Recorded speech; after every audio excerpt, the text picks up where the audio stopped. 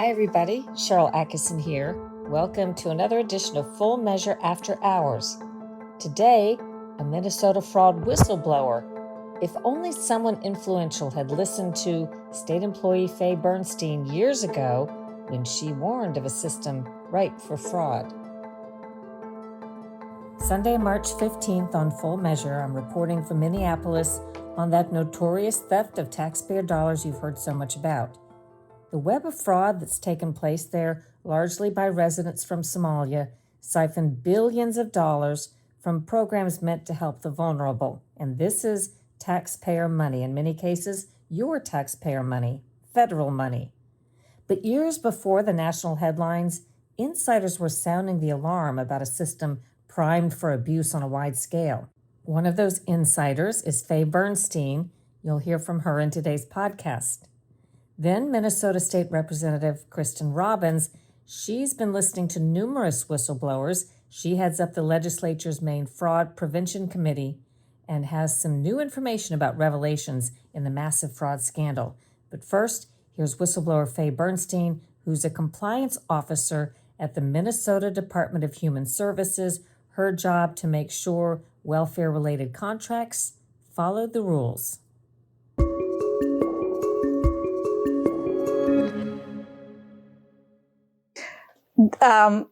The fraud problem that we have at the Minnesota Department of Human Services has lasted for at least, in my knowledge, 6 to 7 years, likely before that. And I think so much of the problem can be attributed to two things. We have quite poor, unqualified leadership, and we have a real serious problem with retaliation towards employees who speak about anything that is fraud related. When and how did this first come to your attention? What did you notice? In 2019, I got a promotion that allowed me to see the contracting habits, processes of other staff. Prior to that, I had just seen my own. So when all the contracts in my work area started to be funneled through me, then I started to notice some things that were clearly in violation of law, other things that were very risky, not something that we should be doing. Can you describe an example that would be easy for outsiders to understand of something you saw that raised a red flag? An example would be there was a contract with a former employee, and I immediately recognized her name. She had only been gone for maybe a year or so. And when I went to the person who had initiated the contract and said, can I see the background of this? Why are we doing a contract with a former employee? The person that I spoke to, the contract initiator, immediately got up and ran to our deputy director and said, Faye's asking questions about this contract with this person. And it became a big deal. And I just needed to be satisfied that we had met the basic requirements of it being a public solicitation and a fair scoring process, and that we had just awarded this contract fairly. And I was really quite shocked that this was a big deal. Ultimately, I got what I wanted and I was satisfied, and it was a perfectly fine contract. There was no conflict of interest there. But it really impressed in my mind that we're not supposed to be asking questions. We're just supposed to let all of these go through. Do you remember the story of the first contract you looked at or uncovered where there was a red flag that was substantiated, or what you found that was more than just that? We had a set of contracts. I believe there was about 7 of them, and they totaled more than $1 million. So it was something that needed to be looked at closely. That's quite a lot of money for us. And when I looked at what the services that were being performed under the contract, I immediately recalled that just the prior session, or possibly 2 sessions ago, at the Minnesota legislature, that had been included as a billable service. So we would not contract for it. It would just be billed through Medicaid. So if we did contract for this, what that opened up was the possibility that these providers could both bill Medicaid as well as under the contract. It would make double dipping so easy. Anybody could have done it. And those two systems, between our contract invoices, our contract payments, and our Medicaid billings, don't in any way connect. That would never be noticed. And so I said, but we passed this. This is a Medicaid billable service now.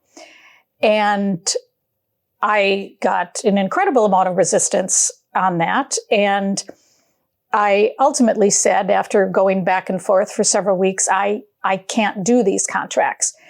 And so it was given to a brand new employee, and he did them.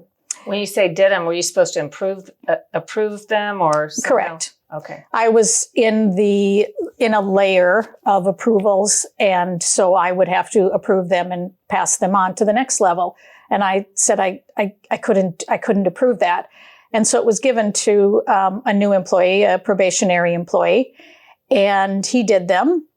And when I was later removed from the division and transferred to a different job, involuntarily, of course, he then was promoted up into my job. And then I continued to speak about that these contracts were not okay. I didn't let up on it. And finally, we had to pull them all back and adjust them way down because... When was that? It was about a year later, we finally pulled them all back. So what year was that? Oh, I'm sorry. So all this would have occurred in the summer of 2019. So get me from the point of you starting to raise concerns and feeling pushback. And if you could summarize what happened before the time that you got involuntarily transferred out of that job. My job duties were lessened and lessened. The first thing that I noticed was meetings that I had regularly attended. All of a sudden, I was not invited to them anymore. And when that happens, of course, you don't know what you don't know. So for a time, I guess I thought the meetings weren't happening. But then I would walk down the hall and I would hear people talking about things that had occurred at the meeting. So I realized that I was being excluded. And then I would make meetings to speak to people about something that I needed to do. At that time, it was a large amount of opioid money. We were getting a lot of federal money to do with opioid. And so I would make meetings with coworkers that I had made meetings with many times, and they would decline.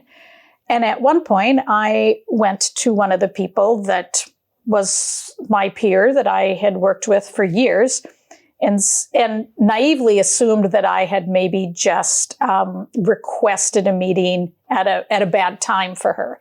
So I went to her and said, is there a better time, or do we need to put this off for a week or two? And she said, no, I've been told I can't talk to you about that anymore.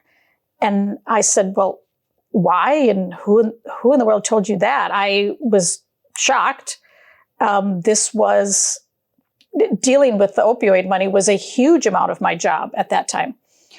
And she said that the commissioner of the Department of Human Services had told her not to talk to me anymore about this. So I had less and less job duties. And at a certain point in late 2019, I actually had very little to do. I had very little things to fill my time. Sometimes I would be assigned very minimal tasks, editing something, something comparable to collating. I don't believe I was ever assigned collating, but it was something like that. Those were now my job duties. And the more I would try to say but I do this. I've done this for years. Why am I not doing that anymore? Our director and our deputy director just kept saying, nothing's changed, nothing's changed. But it obviously had, because no one would meet with me anymore. What year were you hired there? 2005. Mm-hmm. I'm sorry, 2006. How does your experience link into what we, I guess, have come to think of as the Somali fraud, the daycare fraud, and what's happening today? By my experience. How does what you just described, in other words, maybe you were seeing a system that was ripe for fraud, even if you didn't see, I assume you didn't see this specific fraud, or maybe you did. You can tell me how it ties in. Okay. I did not see at that time anything to do with the daycare fraud. That was something in another area. So that was not something I saw. What I saw and what I was concerned about is that we had very risky practices. We had a great environment for fraud. I used to always say, I can do $1 million contract with my sister right now, and because she has a different name, I can pay that out and no one is going to notice. It was that type of environment. There was not any of the normal guardrails. There was nothing that would prevent that sort of thing. And then if I did point that out, or anyone else pointed that out, you were immediately targeted and you were the bad employee. And from that point on, there was nothing you could do. Everything you did was wrong. How did your story then come to light now, years later? In other words, did you contact the Congresswoman's office, or how were you found to talk about the systems as you learned they were in that time period? In the last 6 or 7 years, I've continued to work at the Minnesota Department of Human Services, but I've also continued to work at this. And so I still did occasionally have contact with media, and I still did occasionally have contact with legislators. I sort of didn't let up on it. I continued to speak very openly about retaliation at work, at large meetings. I made it a point to always bring it up. I think a lot of people would say that I was maybe too persistent. Some days I even annoyed myself because I talked about it so much, actually. But it seemed that the problem was only getting worse. It was definitely not getting better. And I always felt that something bad was going to happen. From what you gathered, would you think there's a pretty good chance that there is fraud related to opioid money that's gone out the door, or other programs we haven't yet focused on? Oh, I can guarantee you there is in the opioid money. Yes, yes. Is someone looking at that now? I did recently send to CMS some particular things that, and I haven't heard back. I don't know if they're looking at it, but yeah, there is without question, that money was mishandled in numerous ways. How much money does the state, or did the state get? Can you quantify? Like, are we talking about tens of millions of dollars over years? Tens of millions of dollars. I would say there was, this is really an estimate, but maybe 30 or 40 million that came in. And the majority of that probably was fine. I would say maybe 10 or 20% of it should really be looked at again, particularly related to how staff were paid. For instance, as my job duties were narrowed down to the level of collating, I continued to be paid out of the federal money, and I shouldn't have been. And there was many of us who were being paid out of federal money, and we should not have been. Because your jobs didn't involve opioid resources. Exactly. What is the lessons to be taken away from your experience? What are the lessons? I think the most important thing is that the employees employees who do this work every day, not just me, but many employees who do this work every day, know when we're doing something risky. You just have to listen to them. The retaliation puts such a chill on anybody speaking again. I was just very publicly paraded out of the building one day, and everyone saw that. I remember so well, the hallways were full, the elevators were full. It was right after lunch. And so everybody saw it, and it was clear what was happening to me that day. It was very, very clear. So why would anyone want to stick their neck out and become another Faye Bernstein? I don't blame my coworkers at all for sitting silently. What year was that? That was that was July 10th of 2019. And to what do you attribute the fact that you have a job, maybe not that job, but you still have a job with the department? Well, you're probably going to want to edit this out, but I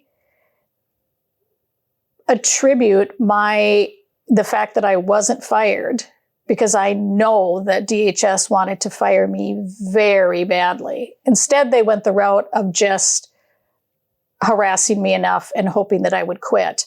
But I really think it has to do with a couple of Republican legislators who, and I'm a Democrat, so I don't know why they came to my aid, but they did, and they were very public about what I was doing. So I really have them to thank. State legislators? Yes. I should also say that there is sometimes a question of how much awareness of this DHS leadership had, how much awareness our governor had. And I think there is no question that there was full knowledge, full awareness. We have something unique in the state of Minnesota called the OLA, the Legislative Auditor.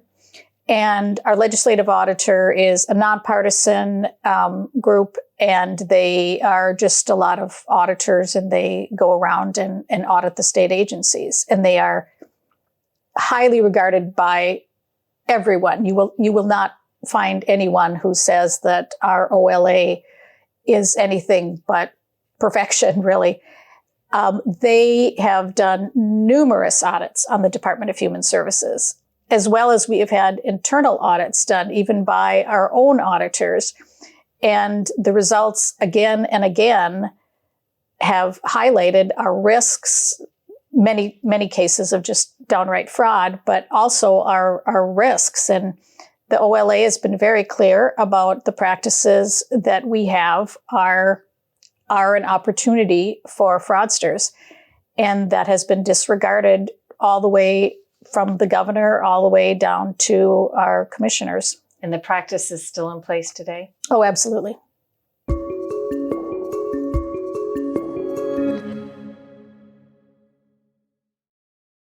Up next, Minnesota Representative Kristen Robbins, chair of the House Fraud Prevention and State Agency Oversight Committee.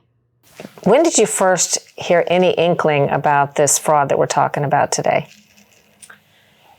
You know, I was elected in 2018, so my first session was 2019. And that was the year that the Office of Legislative Auditor reports came out talking about the child care fraud. So as a new member, that was the first I knew about it. And what was the top line of what you learned from that audit? You know, just that there was this child care fraud going on. DHS said they were handling it. There had been 5 to 6 million in prosecutions. And so as a member, we felt like, okay, they've figured this out. It's being prosecuted. And honestly, I'm not on the DHS committee or the child care related committee. So I assumed like that was it was done, right? And then over the years, you heard a couple of years later, we had the huge Feeding Our Future scandal. And but it wasn't until this past year when I became chair of the fraud committee that I started really doing a systemic deep dive on all of these programs and understanding how interrelated they are, how the webs of relationships have fostered this fraud, the lack of oversight, the lack of internal controls at DHS. This wasn't a one-off with childcare. It wasn't a one-off with Feeding Our Future. There's sort of a thread through all of it, but we didn't, I think, know that. I didn't know it until I started doing the research as the fraud committee chair, and I don't think the public really started learning more about it until we had some great local investigative reports in the last year here. And then, of course, the Nick Shirley video brought it viral. So I think now the public really is fully, I think we're all just beginning to grasp the scope of it. I don't think we still have a handle on it. But clearly you can see the beginning of it back in the childcare fraud. When you say DHS, is that the State Department of Human Services? Yes, Department of Human Services. And back when this started, they had agency responsibility for childcare. That switched to a new Department of Children, Youth, and Families in April of last year.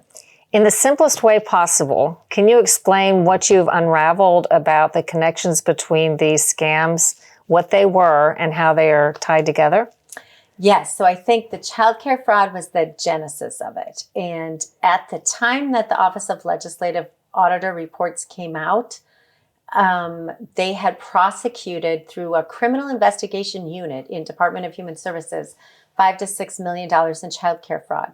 And the Office of Legislative Auditor report contained an addendum from the head of the childcare investigative unit saying they thought it went much broader. But the Office of Legislative Auditor said they couldn't verify that. So people felt like, oh, maybe not, maybe it's overblown. And as like a rank and file member, that's all we knew about it. But what I discovered as chair of the fraud committee, talking to people who were in that investigative childcare unit, after those reports came out, March and April of 2019, early in the Walz administration, their unit was prohibited from doing criminal investigations. So this big explosive report came out, and rather than saying, okay, go to town, go do all these criminal investigations, the criminal investigation unit was shut down, and they were told, no, we're not doing criminal investigations in childcare anymore. You can look at overpayments, and then any overpayments you find can get referred to an overpayments committee, and we'll decide if we'll seek reimbursement. But they were no longer pursuing criminal investigation or charges on childcare fraud. What do you make of that? It's astonishing. But that part is all new. Like I found out about that, from a whistleblower in the last, I would say, 5 weeks. So this is new information that we're all beginning to process. And what you find out when you look at reports from that period that I've been given from the whistleblowers, there were people who were trying to whistleblow who were shut down or told not to go to the Office of Legislative Auditor, or lots of back and forth. And so it appears that people who knew, including in DHS, there was a group of people involved from the Somali community who created a group called the Minnesota Minority Child Care Association. And that group would try to lobby against changes that would tighten the internal controls. So anytime the legislature did come forward with a proposal to say, oh, well, we should tighten this up or tighten that up, this Minority Child Care Association would say, no, we shouldn't do that. That will hurt our families. That's, not going to work. And DHS would back them. And so efforts that were done through legislation or attempted to do never got off the ground because they were blocked. And many of those people who were involved in the Minnesota Minority Child Care Association then later became defendants and charged and convicted in the Feeding Our Future scandal. So the childcare led to the Feeding Our Future scandal. And my assumption is that when they saw how much they got away with in childcare, and then the huge explosion of money from the COVID dollars and Feeding Our Future happened, they saw the next opportunity to layer in another layer of fraud. And then the Feeding Our Future sites, many of them had ties with autism centers or sober homes or non-emergency medical transportation or housing stabilization. And now we're finding adult daycare and assisted living. So it just kept mushrooming, but in the same network, in the same business model, all because there were no internal controls at DHS, low guardrails in these programs, and a lot of money. At a basic level, and I'm not sure this is how it works, so you correct me where I'm wrong, but did people figure out that there was money to be applied for from either state or federal government, taxpayer money? Is this how it worked? They could apply for money with very little checks and balances to supposedly operate a business, and then they were pocketing or diverting the money elsewhere? Like, what at its most basic level were they doing? Yes, so they would apply to be providers of services that you could then bill either the child care grants for, or you could bill Medicaid for. So they would enroll as a provider that had very low barriers to entry, what a provider could be, and then they'd start billing Medicaid or childcare. And lots of times it maybe started out with legitimate clients, but then quickly they morphed into fake clients, fake services, billing for things that didn't actually even happen. And I would say how we got from childcare to feeding our future was directly related to a bill that Congresswoman Ilhan Omar introduced in March of 2020. And she passed a bill early in the COVID scandal called the Meals Act, which took the guardrails off the child nutrition program. So all of a sudden there were no site visits, there were no income eligibility requirements, there was no requirement for who could distribute it. And because that program lost all the guardrails that she passed through Congress, and then a lot of the people who were donors to her set up these Feeding Our Future sites, enrolled as providers. And that's where I think a lot of the genesis of the Feeding Our Future scandal happened. Where do things stand today with investigating and prosecuting the latest? My understanding is that the investigations are ongoing through the U.S. Attorney's Office. That's been who's taking the lead on all these prosecutions that we've gotten great convictions and indictments on. I believe there's been 78 indictments in Feeding Our Future and 61 convictions. And they've also done other indictments in autism centers, housing stabilization, integrated community supports. So my understanding is the U.S. Attorney's Office is still doing that. They've had some change in their team of who's prosecuting it, but I know they've got a new woman at the head over there, and she's fantastic and in trial this week, as I understand it. So I think things are going on. And then I've testified at the House Oversight Committee and the Senate Oversight Investigations Committee, and they also, through their investigative teams, are interviewing witnesses, getting documents, and continuing their own investigations. So we've had terrific help from the Department of Treasury, CMS. So a lot of our federal partners have really shown up here and are helping us get to the bottom of it. There are news articles that I recently saw that said the notion that there were these child care centers without children was debunked by subsequent visits that showed there were children there and everything was fine. And I had to kind of argue with the search engine that I was using to say, I'm not sure that's entirely true. But what do you say to those? There is that narrative out there that was sort of the whole notion of the child care fraud was debunked. No. I mean, first of all, we've had the convictions on the record. But secondly, our staff looked in 2024 and 2025, and we put together, so pre-Nick Shirley, we were looking at this as a committee, and I did a hearing in February of 2025 where I provided to the department a list of 72 child care centers our staff had reviewed that we thought were problematic. So we were already identifying this, having public hearings on it a year ago. And then we gave the department the list. To my knowledge, they didn't do anything with it. And then Nick Shirley visited many of those same sites. And, now they've claimed they've gone and visited it. But our staff, over 2 different years, went to many of these sites and found the same thing. Locked, boarded up, no evidence of even furniture, no evidence of a playground, no evidence of people being there. So I would say it certainly hasn't been debunked. I think my initial understanding as committee chair coming in was that this had been a failure of internal controls. And over the year of investigating this and seeing the business model of fraud and the relationship between childcare, Representative Omar's Meals Act that led to Feeding Our Future, that then led to all these other vectors of fraud in autism centers, housing stabilization, et cetera. I think there was willful turning a blind eye. There have been numerous reports, both Office of Legislative Auditor and investigative journalism, and whistleblowers who you're going to meet soon, very credible, who at great risk to themselves have tried to ring the bell on this. And so I feel like these mounting reports have all been ignored or tried to be debunked, or people were retaliated against. So there's been, I used to say it was, oh, they didn't know, or the scope was too big. I think it was more willful. And I'm very disturbed by it. And we have to get to the bottom of it. At a minimum of $9 billion estimated by the U.S. Attorney's Office in the Medicaid programs. That doesn't include SNAP, TANF, child care.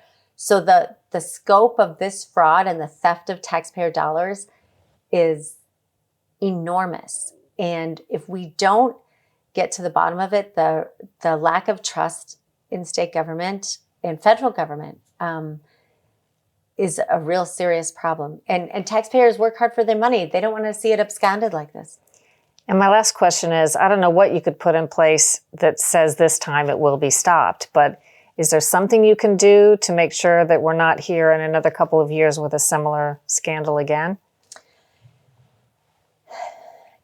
I think it's that you have to have a governor and executive branch leadership who has a culture of accountability. And we don't have that in Minnesota, clearly. But you have to have a no fraud, no excuses culture. You have to fire someone, all the people involved in this who either turned a blind eye, or as we saw in the OLA report that came out in January, DHS employees were falsifying documentation of site visits. They were backdating documents. So the DHS employees themselves were complicit in some of this. So we have to clean house, fire everyone who had any role in this, and then we have to standardize internal controls. So a dime doesn't go out unless you've verified eligibility of the provider, of the recipient. You know that the service is actually being provided. You know that there's not, a lot of these places had 15, 17 people at the same address. Like you have to do the work to do the internal controls and standardize that across all programs so you know what's happening in a systematic way. And then I think we will bring an end to it.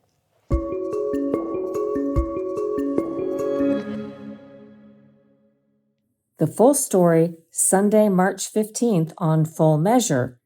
And in addition to the wrap-up of the fraud, we're also going to visit the Little Mogadishu community in Minneapolis. Little Mogadishu, named after the capital city of Somalia, where so many Somalia immigrants and Somali Americans live in Minneapolis.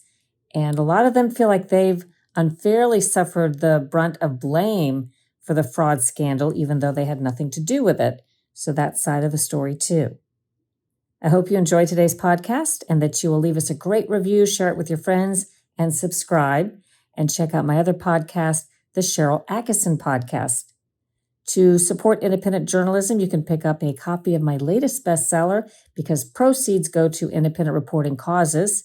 It's Follow the Science, How Big Pharma Misleads, Obscures, and Prevails. And you can also go to the Sharyl Attkisson store by going to SharylAttkisson.com and clicking the store tab, because proceeds from sales there also support independent reporting causes like the Sharyl Attkisson Ion Awards for independent investigative reporting, and funds have gone to Project Censored. They've gone to the University of Florida Brechner Center for Freedom of Information, as well as its journalism programs.